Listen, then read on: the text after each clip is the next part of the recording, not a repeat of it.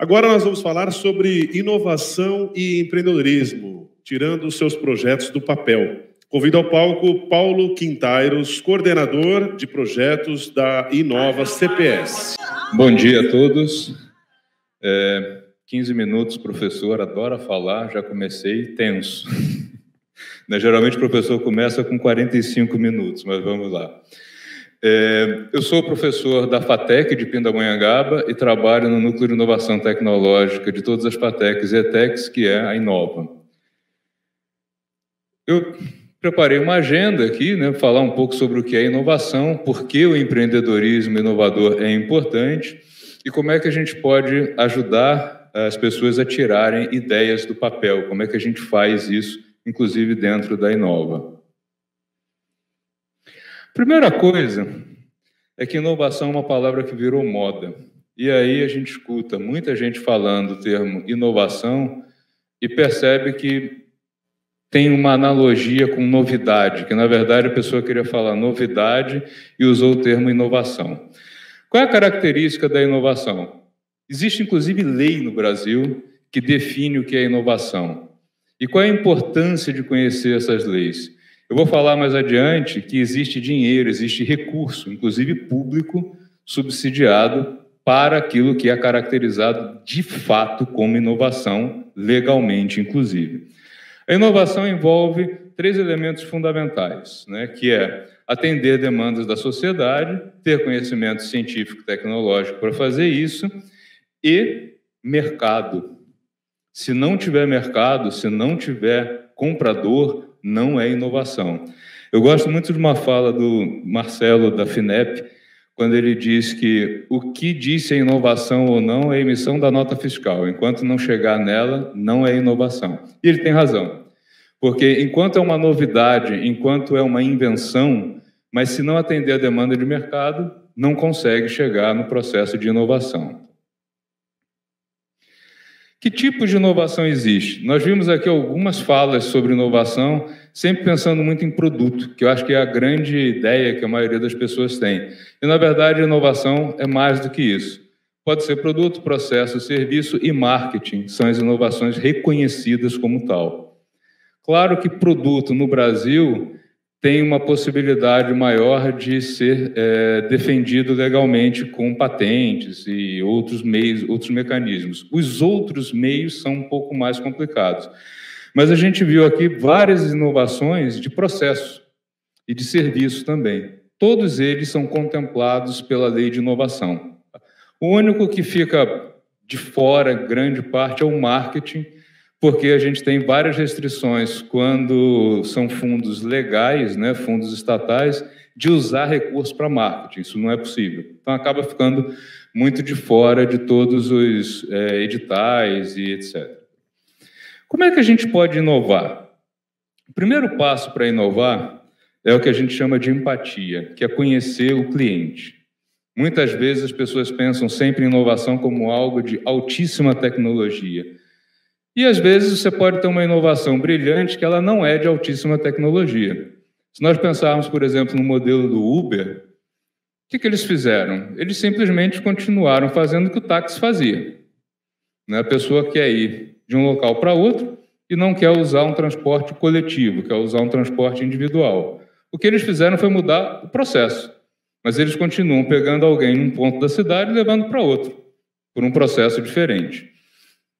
O que eles detectaram? Um grande número de pessoas que queria usar o táxi e não podia porque não tinha como pagar. Então, a demanda deles foi como é que a gente consegue fazer isso caber no bolso de todas essas pessoas que queriam e não podem. Em alguns países, mais de 80% dos usuários do Uber nunca tinham usado o táxi porque não podiam pagar. Coloquei um exemplo aqui, que eu acho que todo mundo já deve ter tido esse problema, Você chega num sábado à noite, você quer pedir uma pizza, e aí faz o pedido e o cara diz 2 horas para entrega. Um terror de tempo. Esses caras de uma pizzaria desenvolveram um aplicativo que ele resolve esse problema de uma maneira bastante simples, que é a possibilidade de agendar a entrega da pizza com até 5 dias de antecedência. Tem alguma coisa de muita tecnologia aí? Não, não tem. Mas é um exemplo que eu gosto de citar porque esse cara, ele ouviu o cliente. Ele ouviu as pessoas. Qual é a sua reclamação? A minha reclamação é que chega no sábado, no fim de semana, quando eu quero pedir alguma coisa, uma pizza. E isso é fundamental em qualquer setor, seja no setor portuário, seja no setor aeronáutico, que é ouvir o cliente, ouvir as pessoas e entender as demandas. Por quê? Se o processo de inovação parte de responder, de atender a uma demanda do cliente, a possibilidade de sucesso é muito maior.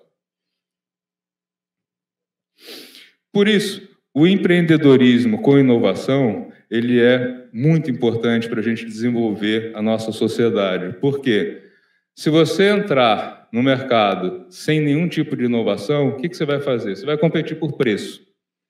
E aí o mercado vai ficando cada vez mais fragmentado, a lucratividade mais embaixo, e você não consegue ter, às vezes, nem como manter a empresa. Tá?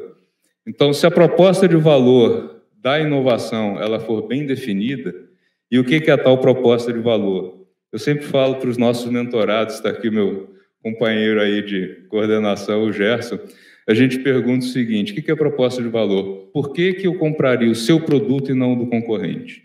O que o seu produto tem que me faria escolher você? Se o empreendedor não conseguir responder isso, muito menos o cliente vai conseguir. Então, uma coisa muito de base aí. E como é que o empreendedor hoje se sente, né? Quando alguém tem uma ideia, percebe uma situação, um problema que ele pode ajudar a resolver, ele se sente assim, né? No mar perdido, né? Ele abre às vezes o cara abre a empresa e depois vem uma avalanche de coisas. Ele descobre que porque ele abriu a empresa ele tinha que ter contador, ele tinha que ter taxa para pagar, um inferno, né?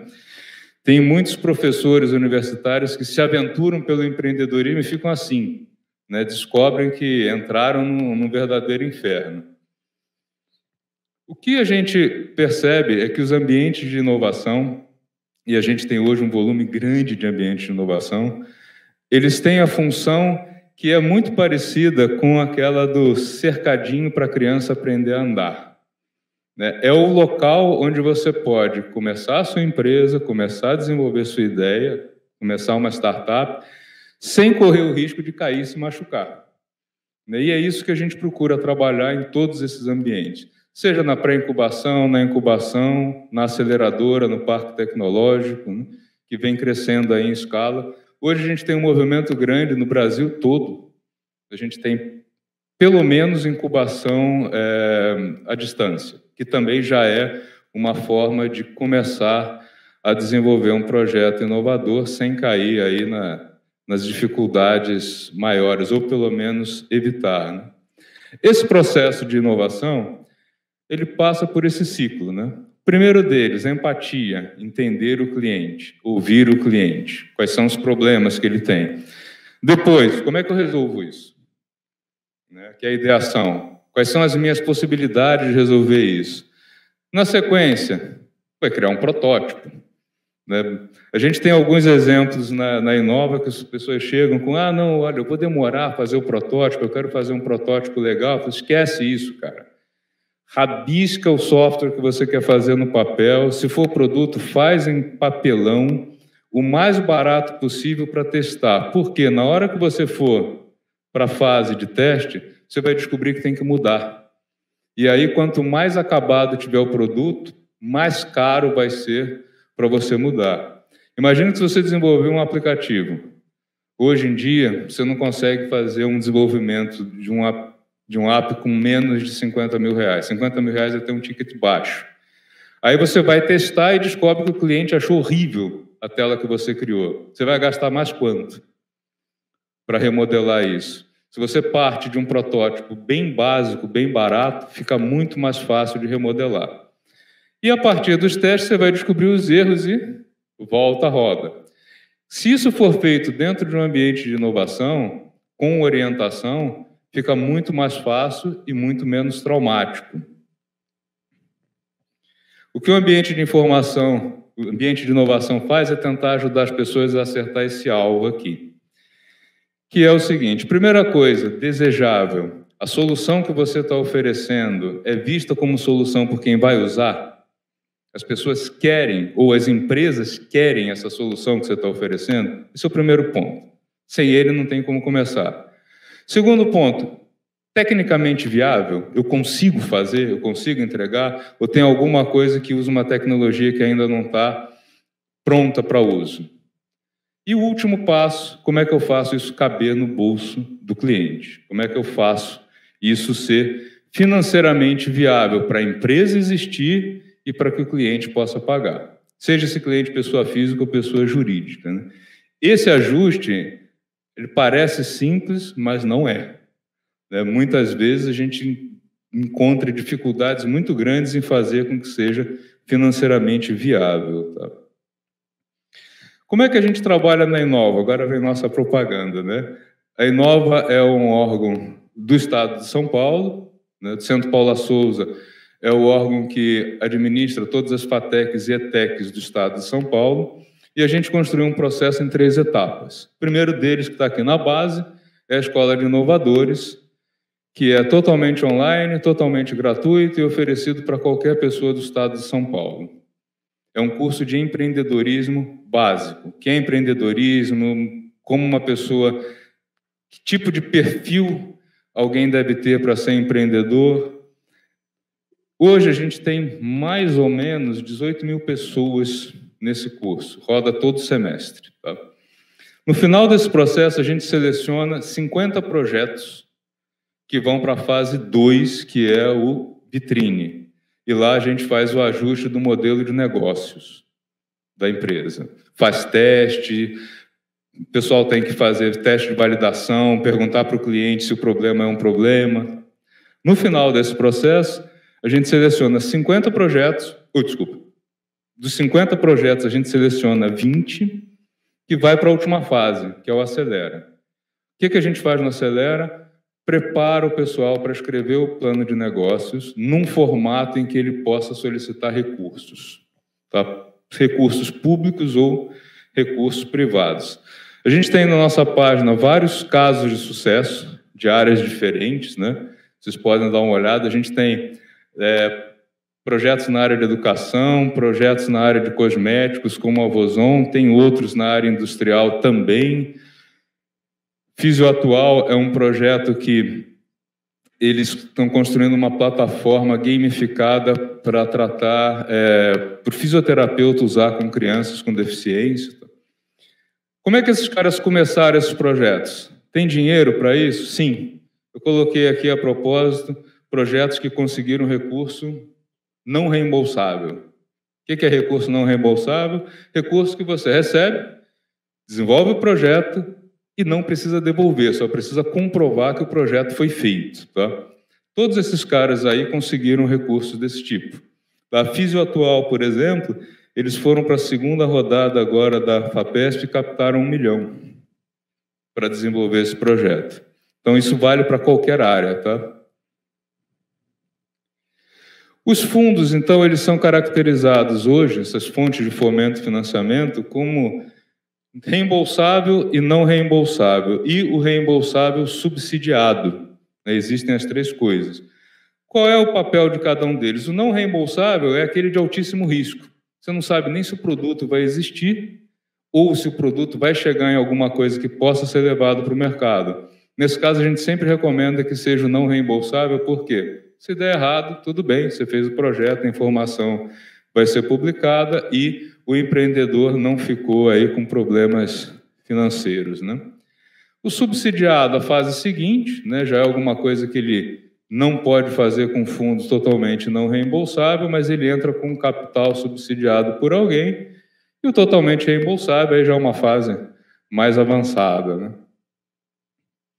Tem também investimento privado. Na fase inicial, o investimento privado no Brasil ele é muito difícil, né? O pessoal brinca que venture capital é, na verdade, capital de aventureiro. Infelizmente, isso ocorre.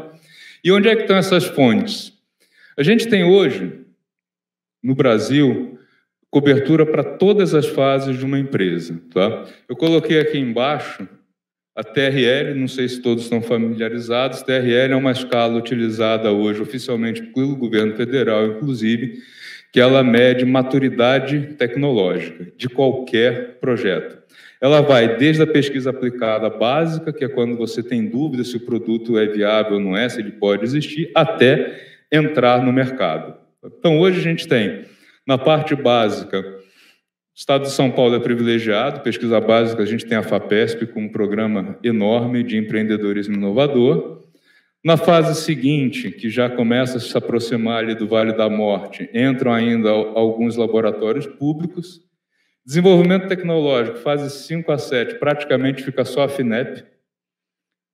E depois, que já é o 7 para 9, já entra o subsidiado, que entra aí o BNDES e a Embrapi. Aliás, hoje, boa parte do não reembolsável subsidiado do BNDES migrou para a Embrapi. Eu peço desculpas à pessoa que vai falar depois de mim, eu acho que eu acabei entrando um pouco aí no que você vai falar, tá? Então, a gente tem hoje no Brasil cobertura, uma empresa pode começar dentro da academia, uma pesquisa básica, e chegar até o protótipo e aumento de escala, tendo apoio financeiro. Claro, é perfeito? Não. É fácil? Mais ou menos, né? Quem já teve a oportunidade de gerenciar algum projeto desse tipo sabe que a burocracia é pesada, né? A gente sempre fala, olha, você vai entrar no mundo assim, esse capital ele vem de graça, mas você vai ter bastante trabalho no gerenciamento porque é recurso público, então tem uma série de coisas a serem cumpridas. Mas existe a possibilidade, tá? Eu acho que eu consegui cumprir o tempo, zerei, 15 minutos. Deixo aqui meu contato para vocês. Né? Quem quiser entrar também na página da Inova para nos conhecer, entrar em contato com a gente, são sempre muito bem-vindos e muito obrigado pelo convite. Obrigado, uma salva de palmas.